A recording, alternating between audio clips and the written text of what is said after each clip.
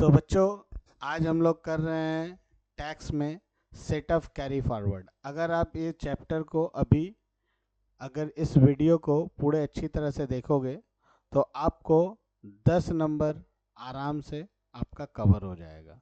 Set off and carry forward जो chapter है ये 10 मार्क्स के लिए अवेलेबल रहता है सेमेस्टर 4 में, ठीक है।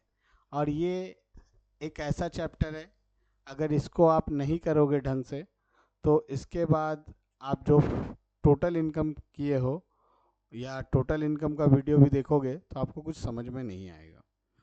तो देखो, सबसे पहले सेट ऑफ कैरी फॉरवर्ड होता क्या है। सेट ऑफ वर्ड आप लोगों ने पहली बार नहीं सुना है।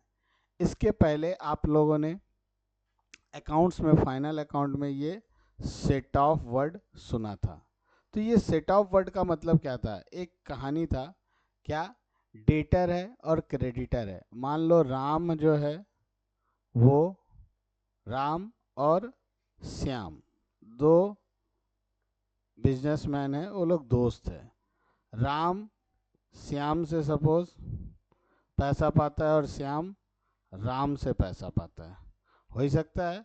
अगर राम मान लो श्याम से पैसा पा रहा है 10,000 रुपया और श्याम जो है राम से पैसा पा रहा है 5,000 रुपया, तो अल्टीमेट क्या होगा? 5,000 रुपया श्याम राम को दे देगा। इसी सिस्टम को हम बोलते हैं सेट ऑफ, ठीक है। मतलब आपस में म्यूचुअल अंडरस्टैंडिंग में सेट ऑफ होना। तो उसी प्रकार से अगर आप बेसिकली देखोगे तो जो सेट ऑफ होता है और जो कैरी फॉरवर्ड होता है वो दो तरह से होता है।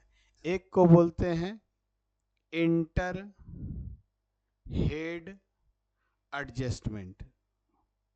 इंटर हेड एडजस्टमेंट का मतलब, जैसे आपको पता है कि हेड्स ऑफ इनकम कितने होती हैं? 5। There are 5 heads of income. पहला हाउस प्रॉपर्टी, दूसरा सैलरी, पहला सैलरी, दूसरा हाउस प्रॉपर्टी, तीसरा बिजनेस प्रोफेशन, चौथा कैपिटल गेन, पांचवा इनकम फ्रॉम अदर सोर्सेज। यानी ये 5 हेड्स ऑफ इनकम में किसी भी हेड्स ऑफ इनकम में फ़ायदा हुआ, किसी हेड्स ऑफ इनकम में लॉस हुआ, तो एक का फ़ायदा दूसरे के लॉस से सेटअप यानी एडजस्ट हो जाता है। उसको बोलते हैं इंटर हेड एडजस्टमेंट, ठीक है। दूसरा होता है intra head adjustment. Intra word का मतलब क्या होता है? जब हाउस प्रॉपर्टी में कोई लॉस हुआ है और हाउस प्रॉपर्टी में दूसरा कोई गेन हुआ है, तो वो दोनों एक दूसरे के साथ एडजस्ट हो सकता है। अगर कोई इनकम दूसरे हेड के साथ सेटअप करना चाहे किसी का लॉस को, तो वो नहीं होगा। क्यों नहीं होगा? क्योंकि वो इंटर हेड ट्रांजैक्शन नहीं है, वो इंट्रा हेड ट्रांजैक्शन है। यानी अपना ही लॉस और अपना ही प्रॉफिट के साथ उसका एडजस्टमेंट का सेट ऑफ होगा। क्लियर? और इंटर हेड में क्या होगा? वो एक से निकल के दूसरे में जाके एडजस्ट कर लेगा। तो सबसे पहले हम बात करते हैं इस चैप्टर का इंट्रोडक्शन का। तो set off and carry forward provisions allow a tax payer to adjust certain losses against income either in the same year or in the future under specific condition. मतलब इस ईयर में तो loss को adjust कर ही सकते हैं, अगर इस साल हम एडजस्ट नहीं कर सकते हैं तो जो लॉस सेट ऑफ होता है वो तो एडजस्ट होता है, और जो लॉस सेट ऑफ नहीं हो सकता है उसको क्या करते हैं हम लोग? कैरी फॉरवर्ड कर सकते हैं। तो देखो, सबसे पहले इसमें दो पार्ट है, एक है सेट ऑफ, दूसरे को बोलते हैं कैरी फॉरवर्ड। तो सेट ऑफ के अंदर आइए क्या बोला है meaning. Set off means adjustment of current year loss against income of the same year reduce the total income, ठीक है। टोटल इनकम से एडजस्ट हो जाएगा। There are types of losses. देखिए पहले क्या बोला? Loss from any sources other than specified business. अगर कोई भी लॉस ऐसा है जो किसी भी स्पेसिफाइड बिजनेस से ताल्लुक नहीं रखता है, उस केस में हमको सेट ऑफ करने का परमिशन मिलता है। Against what? Any other head of income except salary. मतलब सैलरी का जो इनकम है उसको छोड़ के आप किसी के भी साथ एडजस्ट कर सकते हो। लेकिन अगर आपका जो लॉस है वो स्पेकुलेटिव लॉस है, तो वो स्पेकुलेटिव प्रॉफिट के साथ ही एडजस्ट होगा, दूसरे किसी प्रॉफिट के साथ नहीं होगा। लॉस फ्रॉम हाउस प्रॉपर्टी है, आपका लॉस हुआ किसमें, हाउस प्रॉपर्टी में, तो इनकम फ्रॉम हाउस प्रॉपर्टी से ही सेटअप होगा, ठीक है। लॉस फ्रॉम बिजनेस प्रोफेशन, तो एनी अदर बिजनेस प्रोफेशन के अगेंस्ट में सेटअप होगा। नो सेटअप अगेंस्ट सैलरी, मतलब सैलरी को छोड़ के बाकी किसी से सेटअप हो सकता है। क्लियर, यहाँ तक समझने में कोई दिक्कत, एकदम आसान लग रहा है। अब जब सेटअप का कहानी पढ़ लिए तो अब हमको क्या करना पड़ेगा, कैरी फॉरवर्ड का कहानी पढ़ना होगा। Carry forward of losses, if loss can not be fully set of, अगर किसी लॉस को हम पूरी तरह से सेटअप नहीं कर सकते इन द सेम ईयर, उसी ईयर में, it can be carried forward to be subsequent assessment year subject to prescribe condition, और उसके लिए कुछ कंडीशन बनाया गया है कि कौन सा लॉसेस है और वो कितना साल तक के लिए उस लॉस को हम कैरी फॉरवर्ड कर सकते हैं, ठीक है, उसका ये कॉन्सेप्ट है। पहला, लॉस फ्रॉम बिजनेस और प्रोफेशन, अगर मान लीजिए आप किसी भी प्रकार के बिजनेस और प्रोफेशन से जुड़े हैं और उसमें आपका किसी भी प्रकार का लॉस होता है, तो यहाँ पे आप अपने लॉस को 8 असेसमेंट ईयर तक कैरी फॉरवर्ड कर सकते हैं against the profit of the same business and profession. Next, loss from speculative business, अगर कोई स्पेकुलेटिव बिजनेस है तो उसको कितने साल तक कैरी फॉरवर्ड कर सकते हैं, 4 साल तक। 5वां साल अगर आपका मतलब भी लॉस होता है, मतलब प्रॉफिट हुआ, तो 5वां साल, चौथा साल का लॉस में बड़ा लॉस है और एडजस्ट नहीं हो रहा है, तो 5वां साल आपको बेनिफिट नहीं मिलेगा लॉस के साथ एडजस्ट करने का, उस समय 5वां साल आपका वो इनकम ही ट्रीट होगा, वो पिछला लॉस के साथ सेटअप नहीं होगा। फिर आता है लोन फ्रॉम हाउस प्रॉपर्टी, इसको भी 8 साल तक हम लोग कर सकते हैं, ठीक है। अब बोलता है अनएब्जॉर्ब डिप्रिसिएशन, अनएब्जॉर्ब डिप्रिसिएशन का मतलब डिप्रिसिएशन इतना ज़्यादा हो रहा है, एनपीए का आप शिकार हो गए, अनअब्जॉर्ब्ड है। Can be carry forward indefinitely, मतलब वो जब तक बिजनेस रहेगा आप अपने लॉस को कैरी फॉरवर्ड कर सकते हैं, वो कोई उसको सेटअप करने के लिए कोई परमानेंट टाइम पीरियड नहीं दिया है, ठीक है। ये आपका बेसिक पॉइंट है, यहाँ पे आपको लिख दिया है, ये जो अभी हम पढ़ाएं उसी को ये समरी चार्ट है, ठीक है। और यहाँ पे कुछ इंपॉर्टेंट पॉइंट है, return income must be filed within due date, ये सब बेसिक सा चीज़ है, इसका सम्स से कोई ज़्यादा लेना देना नहीं है। अब इसका और कुछ क्वेरी पॉइंट है, जैसे कि आपको याद रखना होगा, setup reduce the taxable income in the same year, अगर आप लॉस को सेटअप करते हो तो उसी ईयर में आपका जो टैक्सेबल इनकम है वो कम हो जाएगा, कैरी फॉरवर्ड करते हो तो फ्यूचर के ईयर में कम होगा, ठीक है। इस type of loss has specific rule and limitations, किसी भी प्रकार का लॉस है तो उसका एक अपना स्पेशल जोन है और स्पेसिफिक रूल बना है उसके लिए। Always maintain books and file return on the time to available benefit, और डिप्रिसिएशन वाला केस तो हम बोल ही दिया, अनलिमिटेड टाइम दिया है, अनडिफाइंड, ठीक है।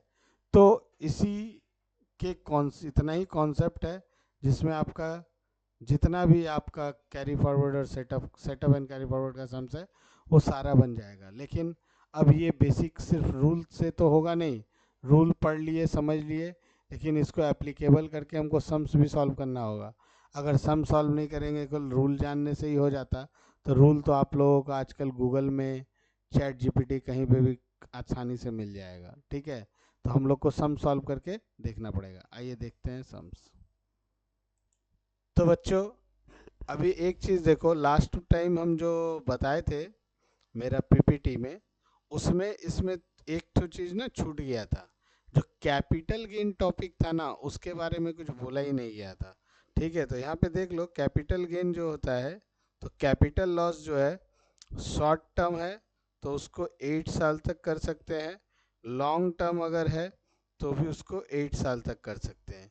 और यहाँ पे बोला है should the source B continue, तो इसमें क्या है, नो, उसको कंटिन्यू नहीं कर सकते हैं।